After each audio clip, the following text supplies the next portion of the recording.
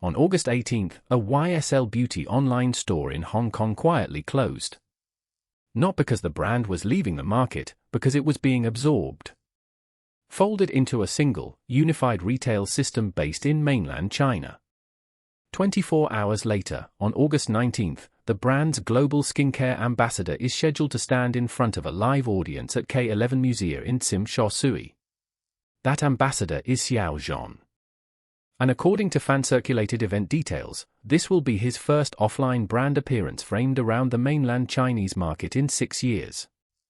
Most coverage will treat these as two separate stories, a store closing and a celebrity appearance. Rabbit News Hallyu wants to look at the 24 hours between them. Here is what is confirmed.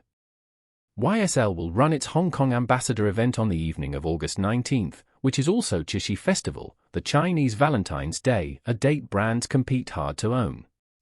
The setup includes 2 staging areas inside K11 Museum, one in the mall's central atrium and one near the waterfront, close to where a Dior Christmas tree has previously stood. Organizers have not confirmed which stage Xiao Zhan will actually use. The event is free, outdoors, and open to the public, no tickets, despite circulating claims to the contrary.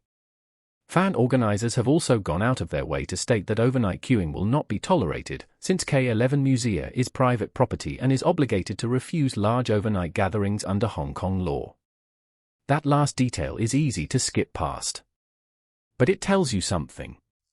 When an event has to publicly preempt overnight camping, it usually means organizers are anticipating a crowd large enough to need managing before it exists. That is not a neutral logistics note. It is a signal about scale. It is also worth noting what this appearance is not. It is not a paid meet and greet, and it is not gated behind a purchase requirement. Free, outdoor, no-ticket brand events are a specific tool. They trade exclusivity for reach, optimizing for foot traffic, social media coverage, and sheer volume of impressions rather than a smaller, monetised fan experience.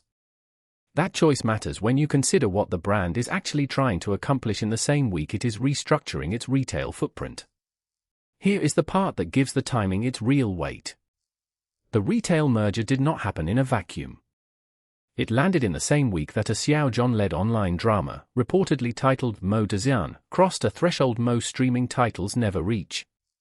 As of 8 p.m. on August 8, the drama had surpassed 500 million total views across the internet, according to figures cited in industry reporting, and had appeared on Weibo's trending charts 26 separate times in its first week, 9 placements on the platform's main trending list, 17 on its entertainment-specific list.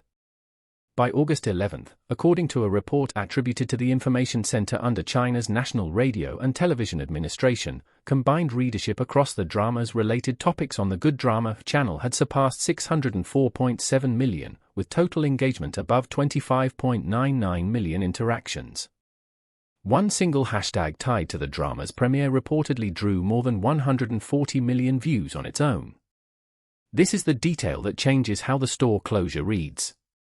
A one-day gap between a retail consolidation and a brand ambassador appearance could just be scheduling.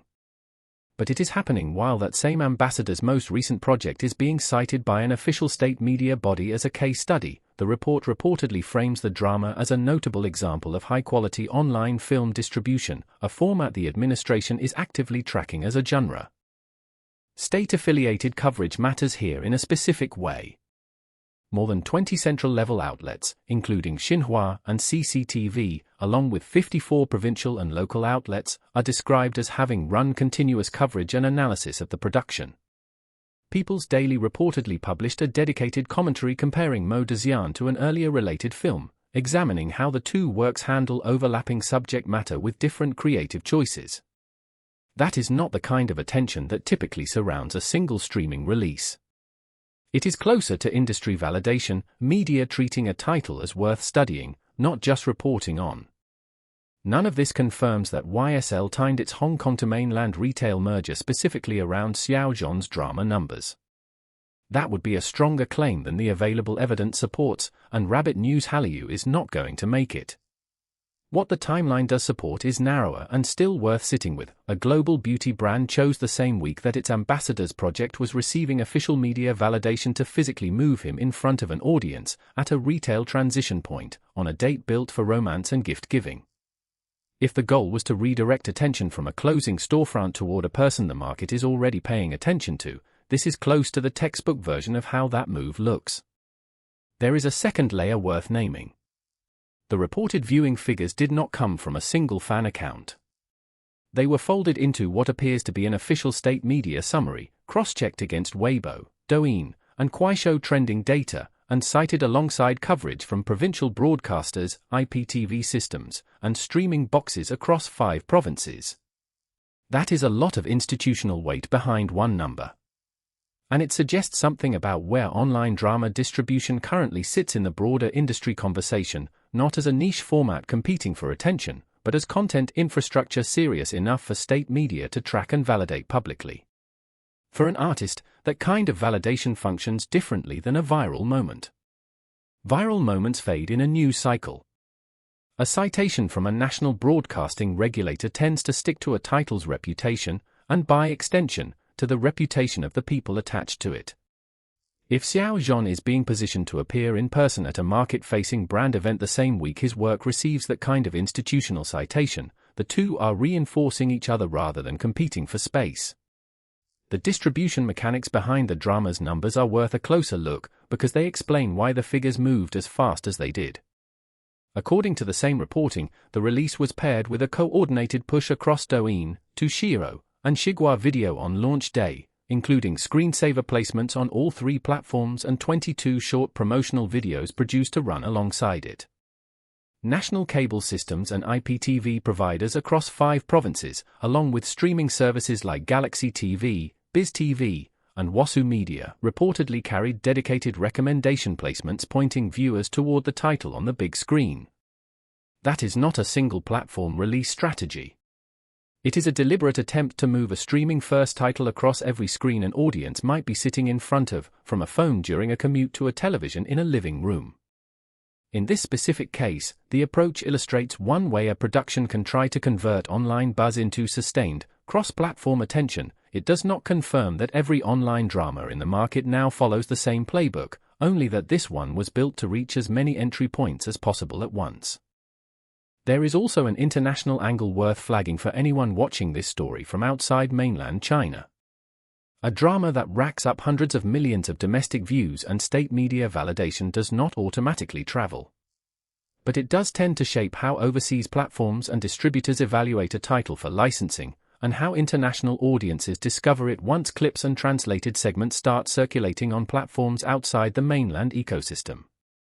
For fans following Xiao Zhan's career from abroad, the more relevant signal may not be the raw view count itself, but the fact that a project is being treated domestically as prestige content rather than disposable streaming filler, the kind of distinction that historically precedes wider international pickup, even if it does not guarantee it. Which brings the story back to that 24-hour window. A quiet retail closure on August 18th. A public appearance on August 19th. In between them sits a data report that most casual coverage never connects to either event.